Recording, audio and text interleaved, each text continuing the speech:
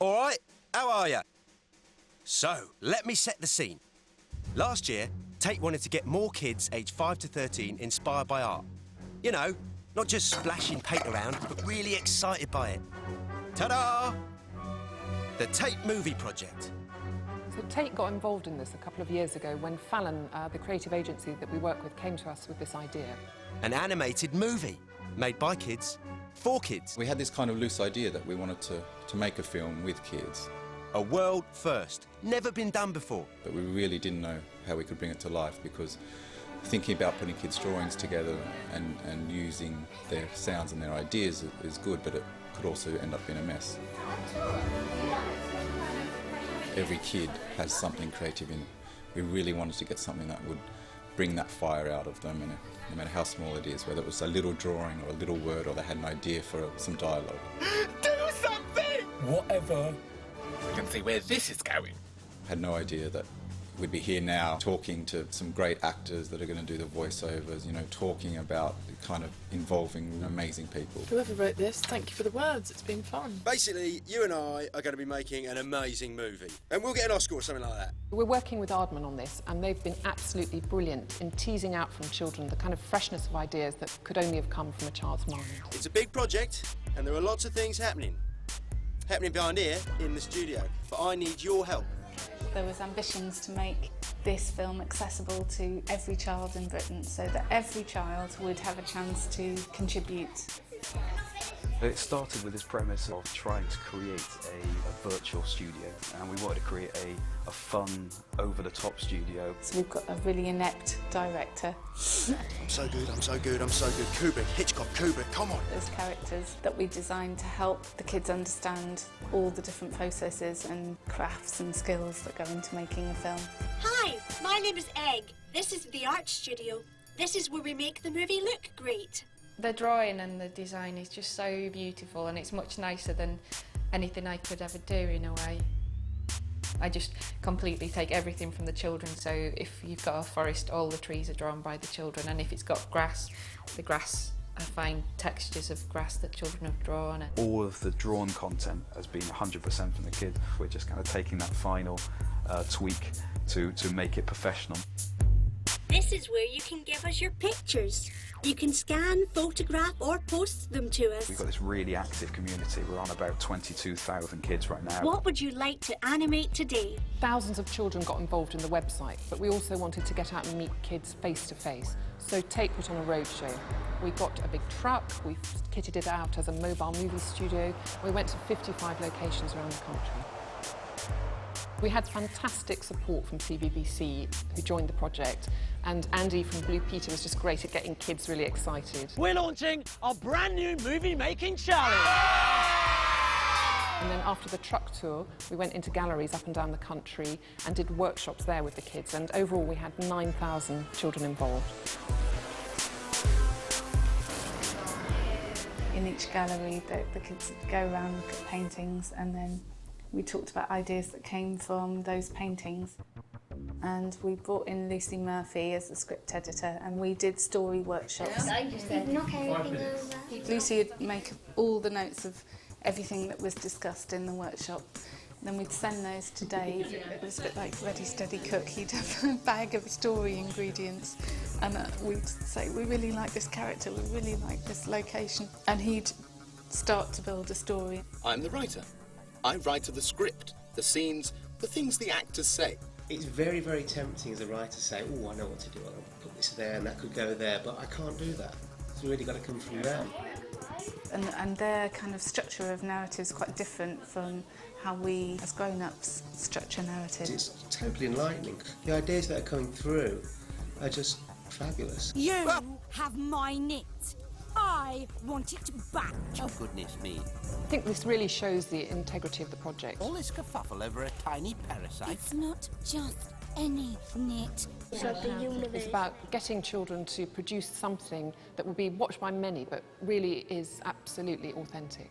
It's the Golden Nit. It's the key to powering the universe. Once I get my hands on it, I, Stella, will be the most important person ever. And the Golden Nit comes from outer space He's hiding from evil Stella, and evil Stella has stolen the knit because the knit powers the sun. So the sun is driven by the fact that there's golden knit living in it. It's like the SIM card or yeah. whatever. It's a quest story and a journey about Beanie, who is a boy who's been chosen by the golden knit. The knit's escaped and hidden in Beanie's head, and he's just so ordinary that the knit thinks that that's the best hiding place from Stella. We hunted for ages to find the exact right voice for Beryl and the exact right voice for Beanie. You want to go to Chippy and get some chips? Lost Beanie. And Beryl, who's the kid? Oh, nobody. We wanted really real kids that people would relate to, speaking in a very normal way that kids in playgrounds all over Britain would get. And Beanie, we've got Bobby Fuller, who's just brilliant. He's exactly right. I can always do it when there's no one watching. See? Oh, sick! The new 10-Art hero! I am 10-Art hero, and I fight evil for justice. And then Rachel Rawlinson is Beryl. The actual sun. You do know you can't get within 60 million miles of it without burning up, don't you? Looks like although there'd be children voicing some of the characters in the film, a lot of the superheroes and villains looked adult, so that we wanted adult actors to play it. So I just started thinking about the best actors that I'd know for each character. I had Harry Enfield. What are we doing? I just said, you're a dad and you're relentlessly cheerful, and he became the most brilliantly embarrassing dad. A mad dad, oh yes I am. A mad dad, oh yes I am. Do the funky dad dance, do the funky dad dance, do the mad dancing. This is a news flash. The sun is dying. What? Yes, that's right, Bill. Dying. What about Julie, the kids, the organic allotment? Julie, have you heard the news? Yes, bang goes our summer. Hi. The sun is going out. The world is ending. We're all going to die. And you say hi. Not just the world, silly. It's the end of the entire universe. In the script, the mum, and nothing can faze her. And I know kids really love Miranda's programme, and the way she plays that character, it just seemed to match. And the same with David Walliams doing the Golden Nit. Haven't you seen the Golden Nit before? He was doing a voiceover, but he was performing the knit. He was doing all the kind of actions, and we're animating the knit in CG, and he's looking at the footage and feeding that back in. Anyway, to escape evil Stella, I hid in the most boring, insignificant place I could find. Up a bit, down a bit, and Bob's your ding-dong, dear. You can't miss it. Well, this may come as a shock, looking at such a fine specimen as myself, but I'm not all good. My name is Stella. I am the best. This couldn't be any more embarrassing. We asked the kids to come up with lists, and we got hundreds of names, and some that kept reoccurring. A super sprinkle with a waffle wafer. Ow, ow, ow, ow, ow. Beanie!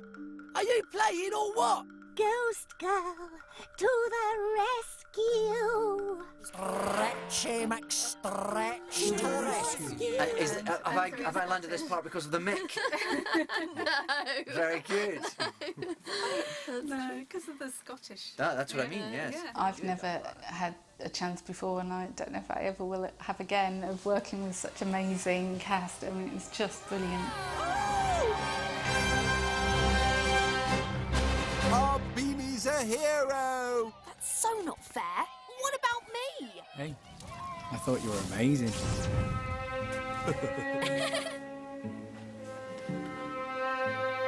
It's all been about the script, and then it was about the animation, and now we're kind of moving into the music phase of things. I'm working with a composer called John Brown, and I wanted to work with him because he'd done a lot of opera with kids. Come in, welcome to the music room. We've been working with 5-year-olds, year ones, who just at the stage of being able to pick up the instrument, right up to National Youth Orchestra, who are sub-professionals. We're not only playing sort of lyrical passages, we're also making sounds using our instruments or using body parts. but it's amazing to see how music is put into a film, sort of playing along with the film while you're creating the music. Okay.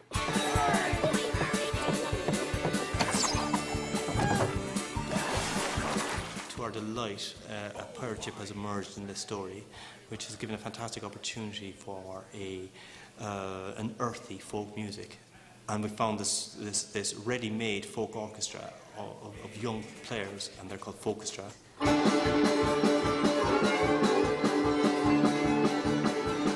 So we've tapped into kind of existing groups of musical children and brought the Take Movie project to them.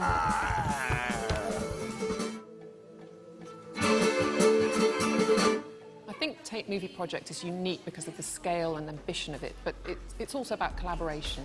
Bringing together Tate, Aardman and the BBC is allowing us to do something so much bigger than any of us could have done on our own. Essentially getting thousands of children together to make their own movie. And it's a crazy, impossible idea, but I think it might just work.